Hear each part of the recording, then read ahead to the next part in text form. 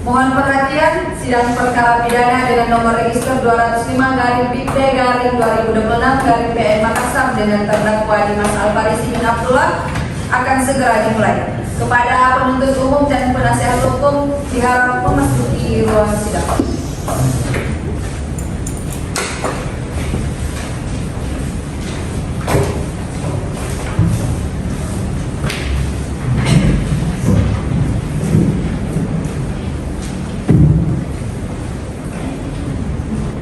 Baik, sebelum memulai persidangan, saya akan membacakan tata tertib persidangan sesuai dengan Perma nomor 5 tahun 2020 sebagai berikut. 1. Sebelum sidang dimulai, panitera penuntut umum, penasihat hukum, para pihak dan pengunjung sidang duduk di tempatnya masing-masing dalam ruang sidang.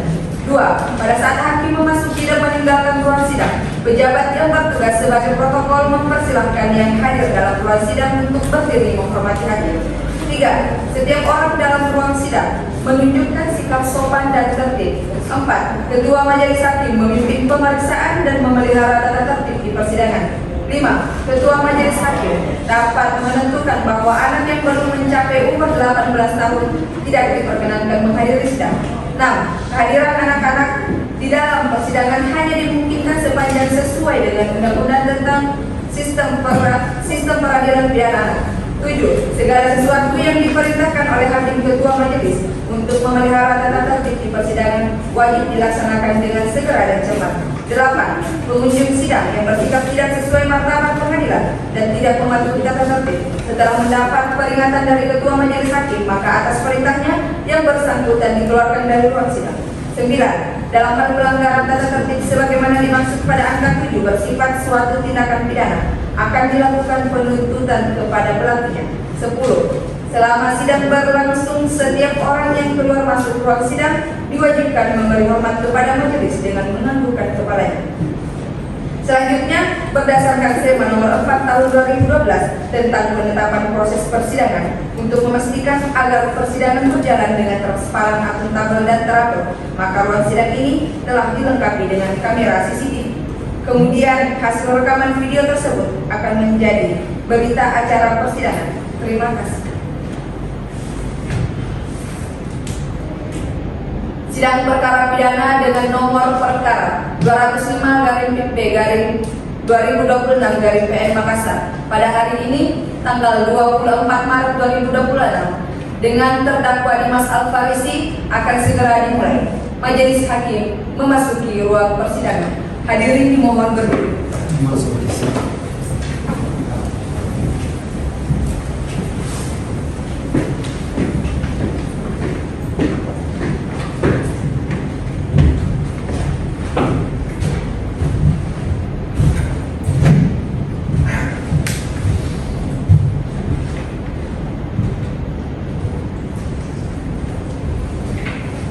Hadirin silakan duduk kembali.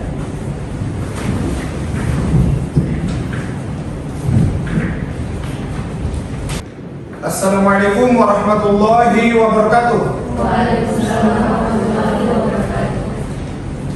Sidang Pengadilan Negeri Makassar yang memeriksa dan mengadili tindak pidana pada tingkat pertama dengan nomor register perkara 205/P/2026/PN Makassar atas nama terdakwa Dimas Alfarisi bin Abdullah pada hari Selasa tanggal 24 Maret 2026 dinyatakan dibuka dan terbuka untuk umum.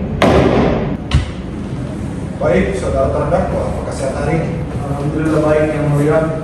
Baiklah, agenda sidang hari ini pembacaan perbaikan dakwaan. Bagaimana dengan saudara penuntut umum? Apakah sudah siap untuk membacakannya? Kami sudah siap, yang mulia. Baik, mohon kepada saudara terdakwa dan penasihat hukum untuk memperhatikan apa yang dibacakan oleh jaksa penuntut umum. Silakan untuk dibacakan. Baik, yang mulia. Izin membacakan perbaikan dakwaan kami, yang mulia. Kejaksaan Negeri Makassar untuk keadilan surat dakwaan nomor register perkara PDM 25-O.10/ERL1/01/2026. A. Identitas terdakwa. Nama lengkap Dimas Alfarisi bin Abdullah. Selebihnya dianggap telah dibacakan. B. Status penangkapan dan penahanan dianggap telah dibacakan. C. dakwaan pertama, bahwa terdakwa Dimas Alkarizi bin Abdullah pada hari Senin tanggal 19 Januari 2026 atau setidak-tidaknya pada waktu lain pada bulan Januari tahun 2026 bertempat di kantor konsultan pajak di Jalan APP Tarani, Kecamatan Ropocini, Kota Makassar, Provinsi Sulawesi Selatan, atau setidak-tidaknya termasuk dalam daerah hukum Pengadilan Negeri Makassar yang berwenang mengadili melakukan tindak pidana merampas nyawa orang lain, yakni korban Richard bin William, 34 tahun, sesuai dengan kartu tanda penduduk korban. Perbuatan tersebut dilakukan oleh terdakwa dengan cara seperti berikut. Dianggap telah dibacakan.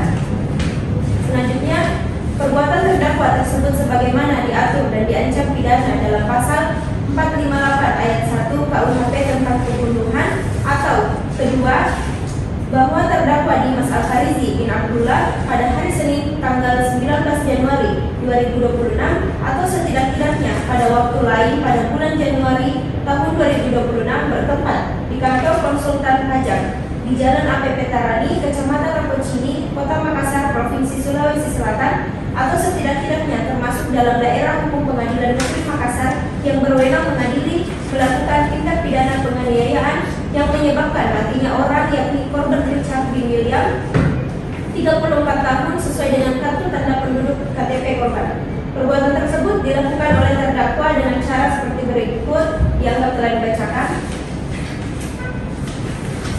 Selanjutnya, perbuatan terdakwa tersebut sebagaimana diatur dan diancam pidana dalam pasal 466 ayat 3 KUHP tentang penganiayaan yang menyebabkan matinya orang. Pada tanggal 20 Maret 2026, hormat kami yang satu dulu. Terima kasih yang mulia. Baik, silakan dulu. Baik, bagaimana dengan penasihat hukum? Apakah masih akan mengajukan keberatan atas dakwaan dari penuntut umum? Kasih yang mulia. Baik, silahkan dibagi salinannya, kemudian dibacakan.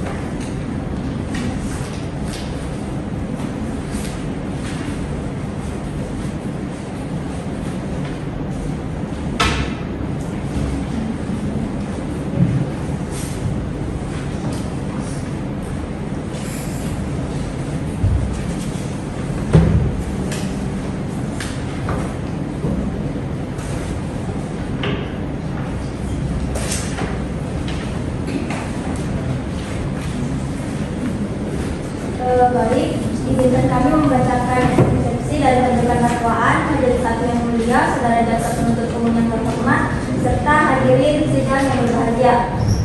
Adapun nota keberatan kami yaitu pada poin yang pertama, yaitu tidak cermat. Pada dakwaan pertama,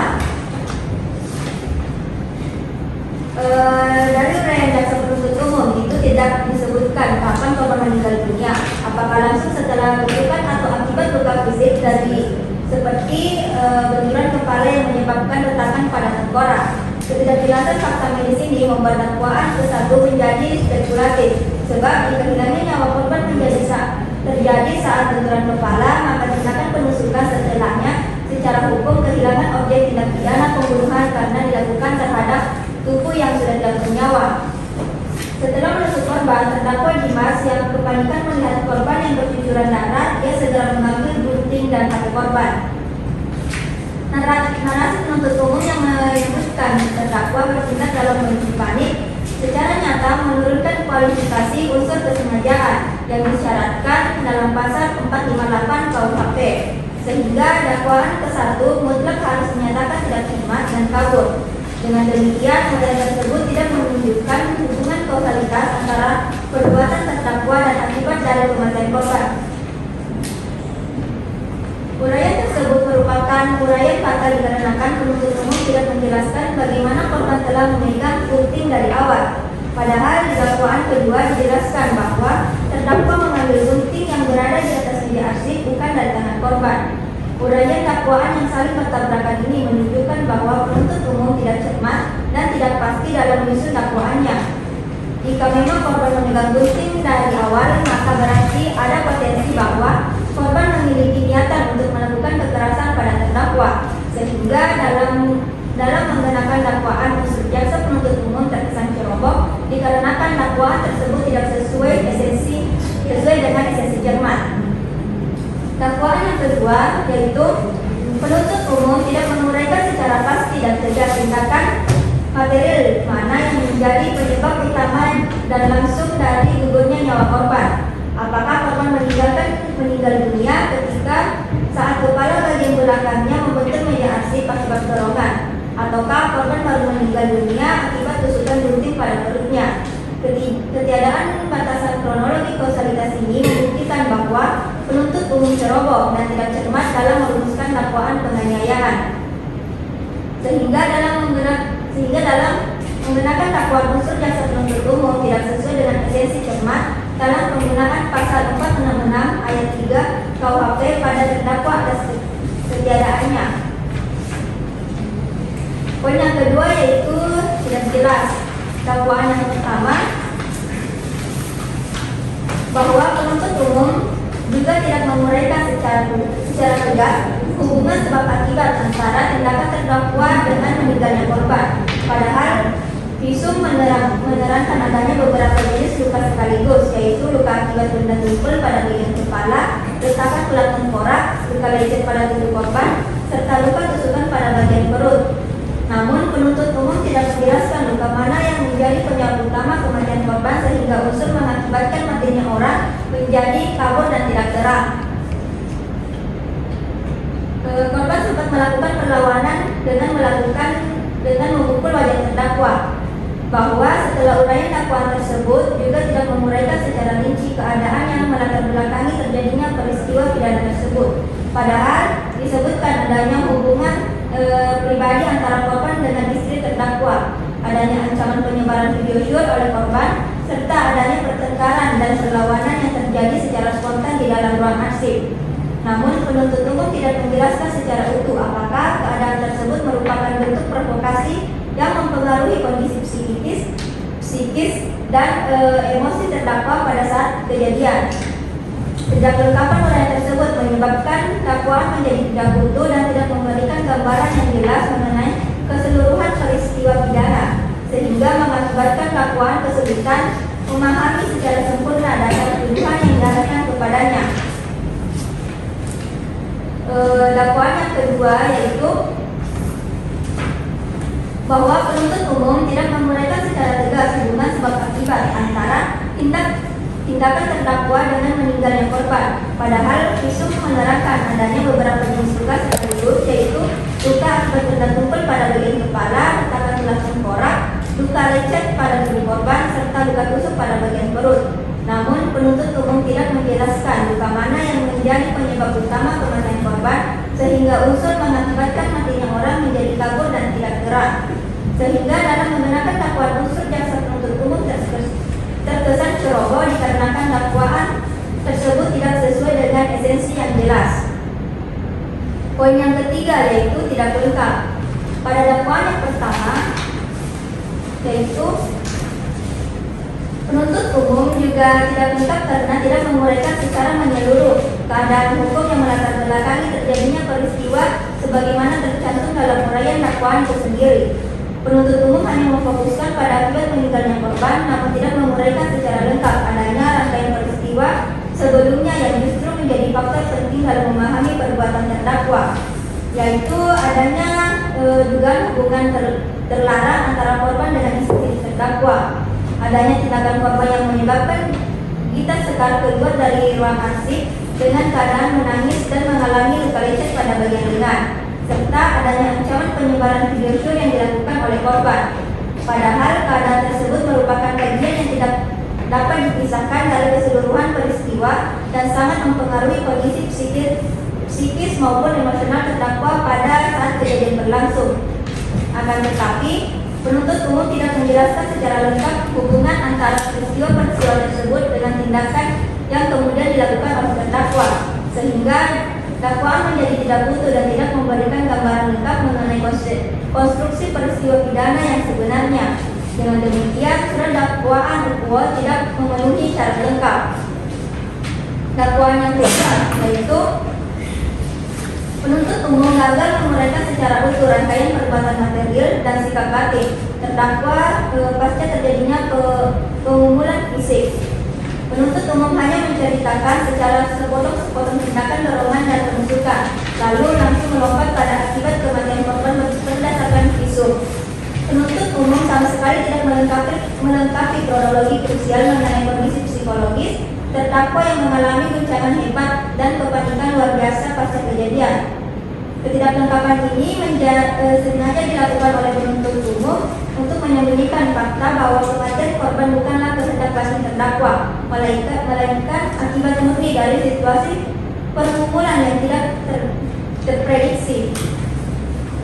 Dengan tidak diuraikannya rangkaian kronologi pasal perkelahian ini secara lengkap, penuntut umum telah memutus rantai anatomy of crime sehingga elemen kelupaan yang menyebabkan kematian menjadi tidak terbukti secara utuh. Akibatnya, dakwaan kedua ini cacat hukum tidak lengkap dan mutlak harus dinyatakan tidak dapat diterima.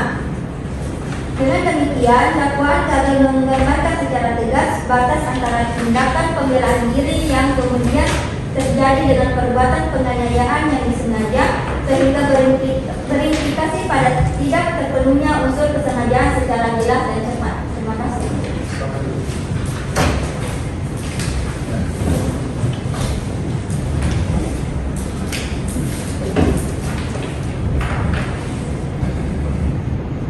Baiklah, setelah mendengarkan nota keberatan penasihat hukum atas perbaikan dakwaan oleh jaksa penuntut umum, maka majelis hakim menimbang bahwa materi perlawanan yang diajukan oleh penasihat hukum berkaitan erat dengan materi pokok perkara yang memerlukan pembuktian lebih mendalam. Maka sesuai dengan pasal 75 ayat 5 KUHP, majelis hakim berpendapat bahwa keberatan tersebut akan diputus bersama dengan pokok perkara dalam putusan akhir.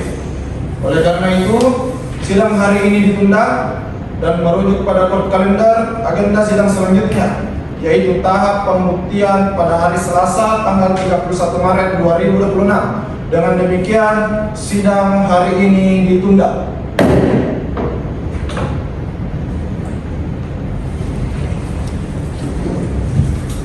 Majelis hakim meninggalkan ruang sidang. Hadirin dimohon berdiri.